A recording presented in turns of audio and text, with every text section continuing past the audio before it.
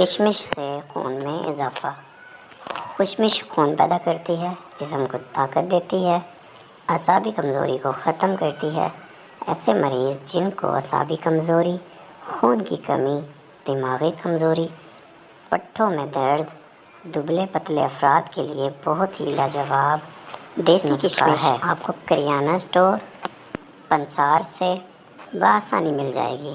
اس کا 1 چمچہ رات کو دودھ گرم کر کے بھگو دیں۔ اگر دودھ نہیں دستیاب تو آپ اس کو پانی میں بھی بھگو سکتے ہیں۔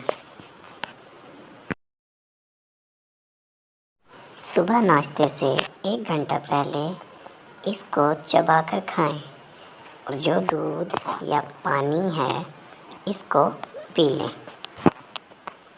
اس کے 1 گھنٹے بعد ناشتہ کریں۔